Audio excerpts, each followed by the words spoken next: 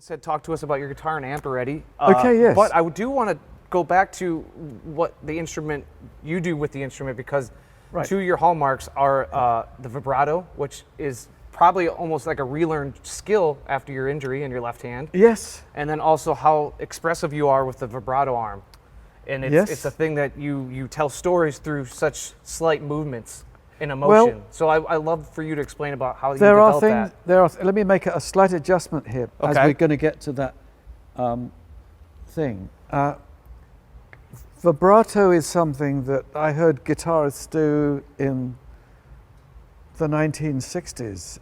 I've got a feeling that there was something B.B. King style where he was trying to get finger vibrato to emulate somebody who I think was in the family who played with slide bottlenecks. So let me get out a slide here. So we've got a slight amount of distortion. Slide will give you something like,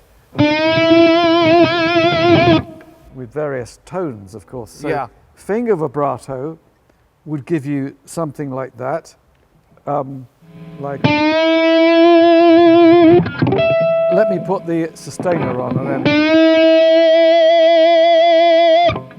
Okay, it makes it smoother and makes it easier to do.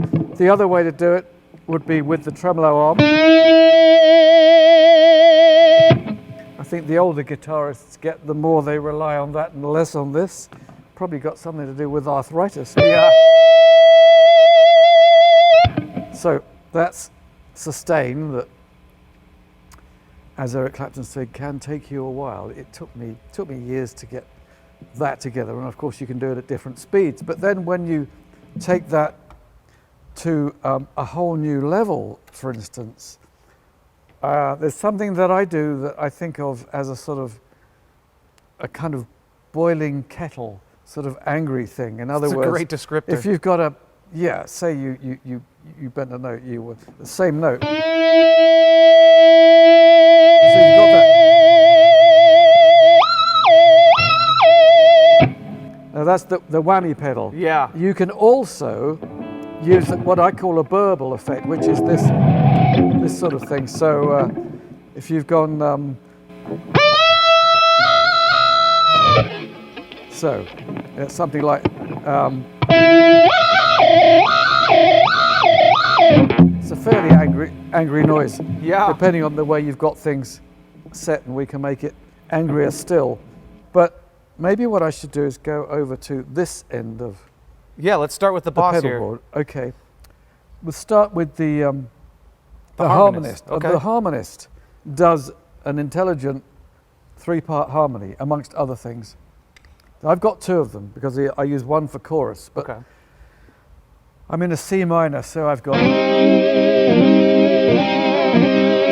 If I've got the sustainer in, it's so much better.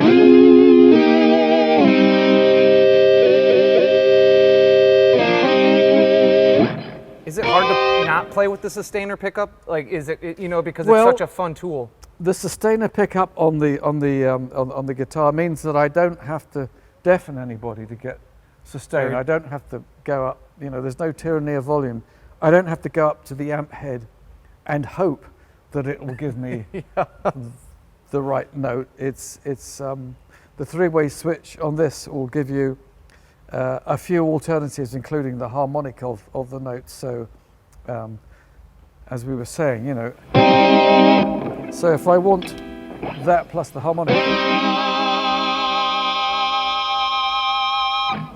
without that I hit a note normal, should we say.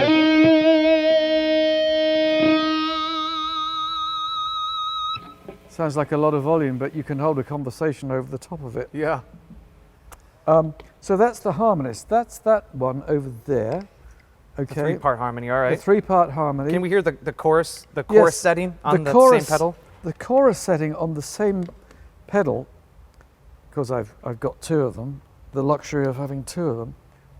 I tend to use that mainly for jangly sounds.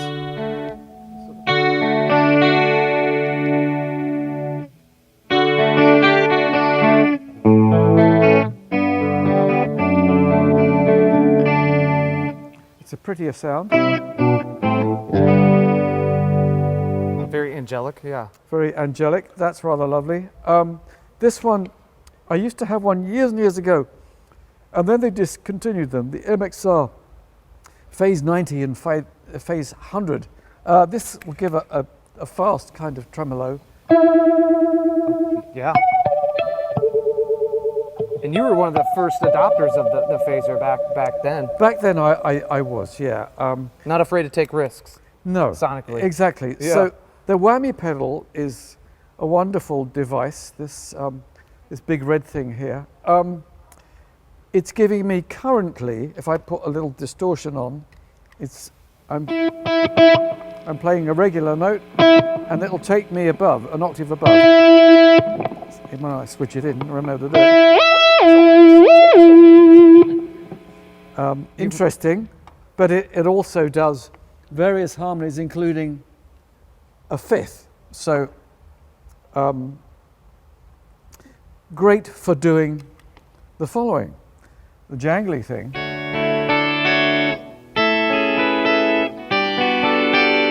Kind of almost like a 12-string. Very much like a 12-string. Yeah. It's a lovely sound, and of course, when distorted, it's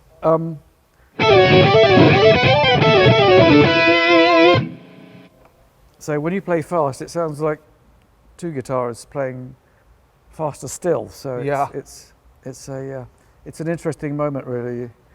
All of that.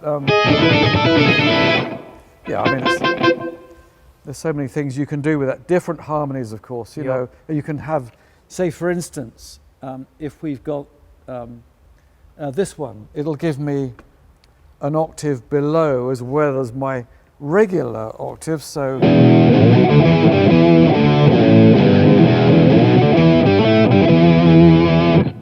It's a very heavy sound. Yeah.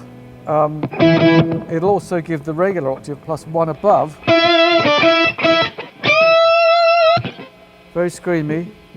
Very lovely. So this is a very adaptable pedal. You seem to use a lot of the functions of it. Sometimes people just get one sweet spot and they leave it. Yes. You explore. I like to. It does all sorts of things. Most of the time live, I've got it set on that octave above, so that I can do various things. Sustain a higher note and then go even higher. Next to it, on the top row, we've got the line 6, the green box. Again, I tend to use this for, there's a couple of effects. One of which is slap echo, very close echo. Mm-hmm. It's the sound.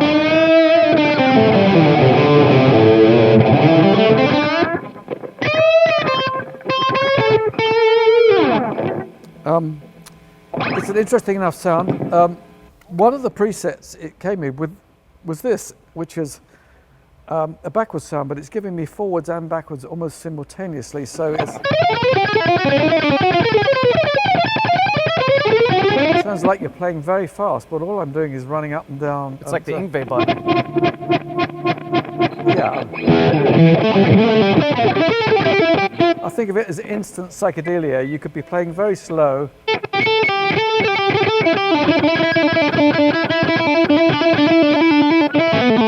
And practically everything you do is a surprise. No bad notes.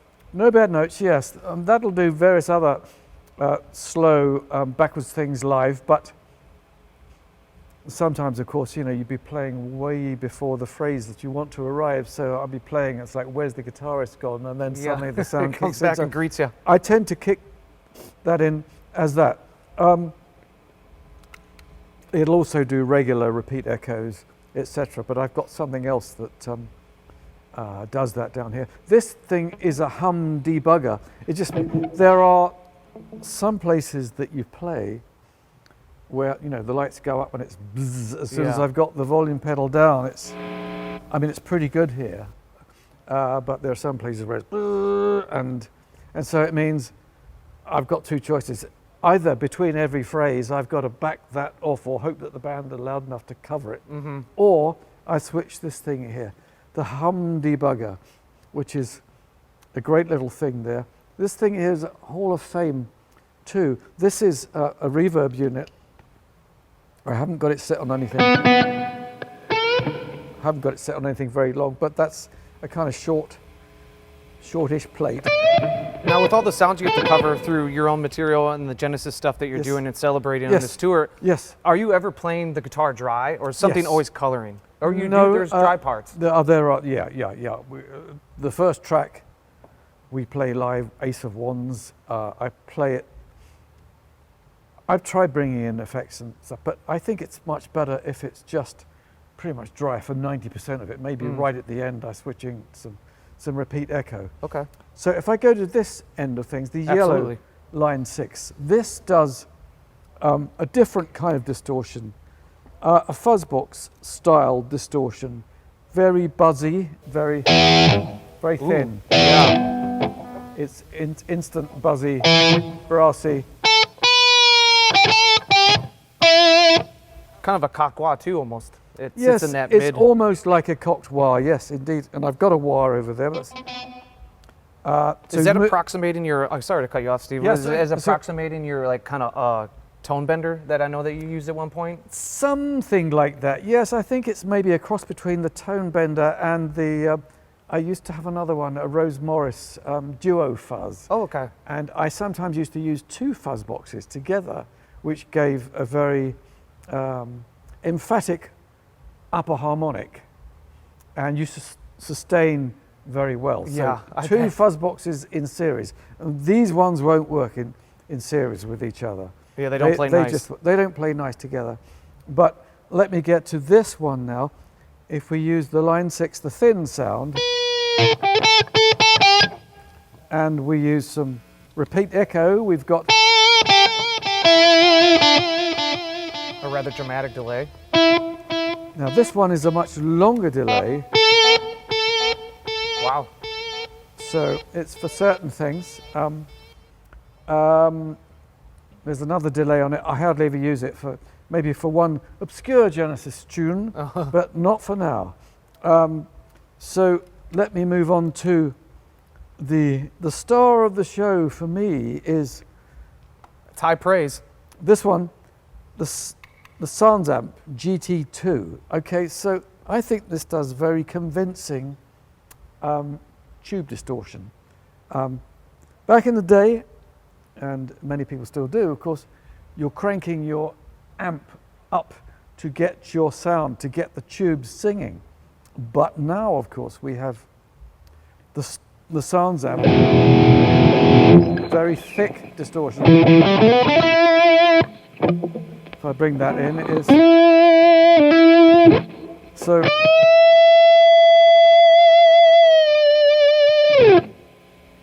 This one is almost the same. I've got it set slightly differently so that I can use it in conjunction with other things there. So I'll bypass that. The newest thing I've got that we acquired on tour here is this little thing, this attack decay thing, which gives me the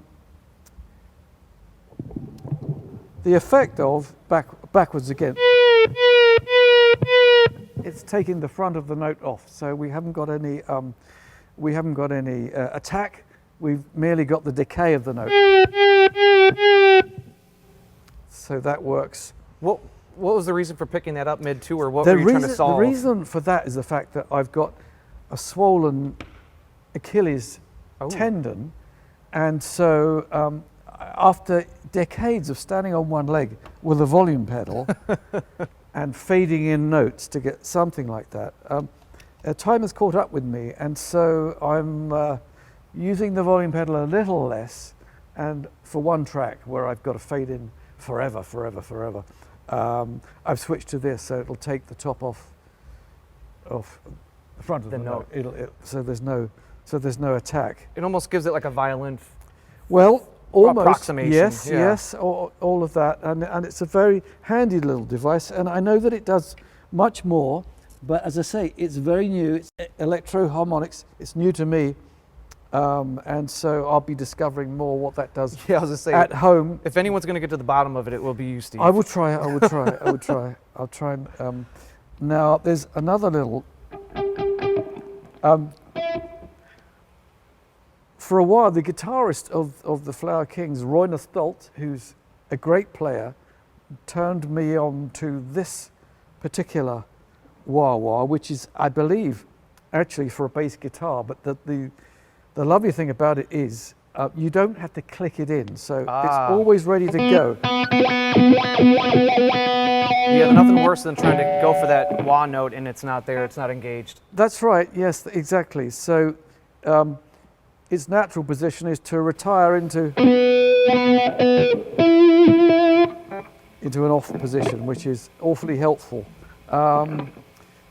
The next thing, I've got a tube screamer here. I use it a little bit live, probably towards the end of the show when we turn up loud and I let it all hang out. And it's time to rock, yes. By the time we get to Los Endos, I've got that on this thing.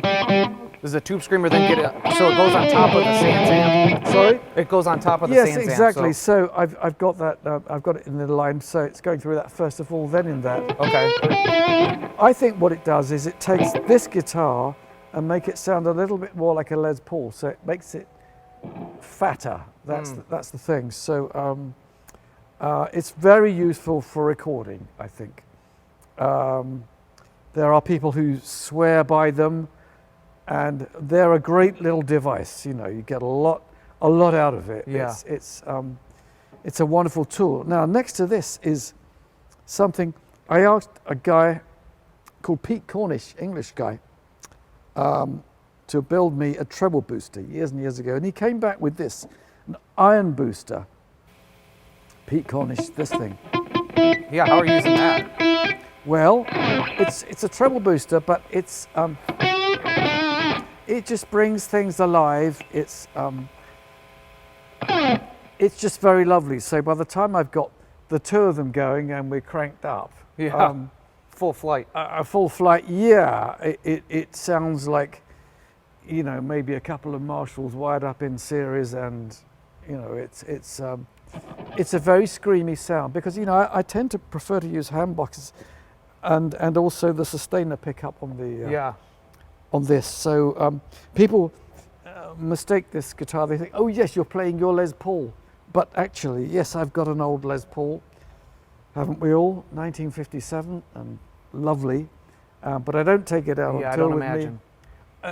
There are reasons for that. I had 3 stolen over the years. That's unbelievable. 3, how could you possibly have that? And this was when I was with Genesis. It attracted too much attention, so it doesn't go out. But I have this. It's a Fernandes, it's Les Paul shape, but as I said, it's got 2 extra features. Most people won't put a trem arm on a Les Paul. on a Les Paul. No, Just, they're not. just They're Alex not going to do Lifeson. it. Well, there you go. That's it. Yeah. So we've got the sustain. You have such a feather touch when it comes to that. Very light, and these are late gauge strings. Again, Yeah. you know, the injury that I had to my hand meant that I didn't quite have, you know, the strength that one would like to have. But luckily, I can still do finger vibratos and all of that. So I think that's a tour around my pedal board. That's really Steve, it. I really appreciate your time. Does a lot of things. Yeah. It's a bit like they've mated with each other, you know. They proliferated. I started off with a pedal board that was a fraction of this size when I used to sit down and play with Genesis, and I was able to reach them all with my feet. Now, of course, I couldn't do this sitting down because I'm over here. I haven't got legs. Have long you and enough Vince to ever reach this had over. thought to maybe use a modeler to get the simpler solution, or even a MIDI switcher? Do you know what? I'm sorry, I'm so old-fashioned. I don't understand this modern speak. I'm just a humble plank spanker. That's what I do. I don't understand this stuff, but it works. You fooled us for at least the last 50, 60 years, Steve. I don't know. You're Yeah, a magician on the instrument. I mean, this thing, you know, it's lovely. So we can get all those things. Tapping I tend to do with the fingernail, unlike many who tend to do it with the pad of the finger. But that's how that came up in '71. Why did you feel that that's better for you using the nail versus the pad? No, sometimes I'll use the pad. It's just it's the way I learned it. I was able to pull off and hammer on most effectively like that for me. I know you can go everywhere with this technique. You know, it's sky's the limit. But it was a way of playing very, very fast on one string, and when you move around, it's even better. But you know, it's you could play like that all night if you like, and sometimes I do. Well, Steve, when I'm being tasteless, that's what I do. Sometimes. I don't think anything that comes out of that guitar is tasteless by you, my well. friend.